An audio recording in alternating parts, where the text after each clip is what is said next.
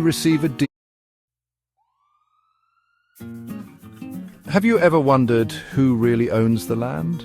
We think it's us, the people who pay the mortgages and property taxes, but what if I told you that the system is designed to keep us in debt, perpetually paying for something we may not truly own? Think about it. We receive a deed with an address, a lot number, a block number. These identifiers are how the government tracks and taxes our property. But what if these identifiers are just another form of control? It's like a game of Monopoly where the bank, in this case corporations and government entities, ultimately owns everything. We're just playing by their rules. We're led to believe that paying property taxes is our civic duty, but what if it's just another way for them to extract wealth from us? It's a thought-provoking question, isn't it? Consider this. The Department of Defense has a vested interest in mapping and tracking land. They need to know where everything is for strategic purposes. Is it a coincidence that the Postal Service, which assigns addresses, has ties to the DoD?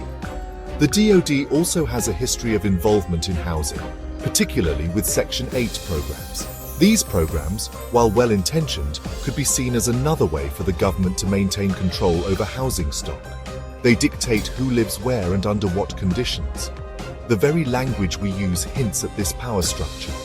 The word lieutenant comes from the French words for place and holding.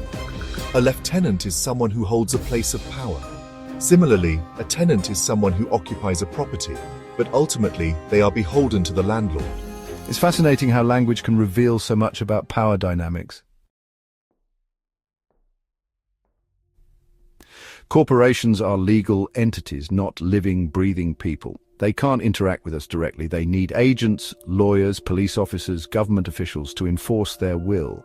These agents use a variety of tactics to gain our compliance. One tactic is joinder by acquiescence. This means that if we don't explicitly object to something, we're considered to have agreed to it. It's a subtle form of coercion, often used to trap people into contracts or agreements they don't fully understand. They play a game of Simon Says with us. If we follow their rules, we're rewarded with the illusion of freedom and prosperity. But if we step out of line, we're quickly put back in our place. It's a sobering reality, isn't it? So how do we break free from this system? How do we assert our sovereignty? It's not easy, but it starts with awareness.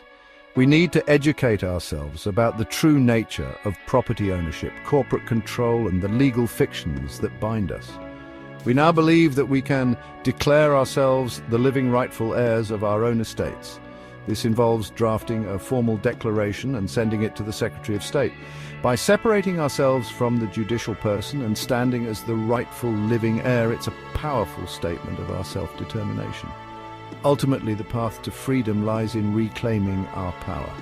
We need to stop playing their game by their rules. We need to start questioning everything and demanding transparency. The truth may be out there, but it's up to us to find it and come together as a people to recognize our living status. It's a challenging journey, but one worth embarking on.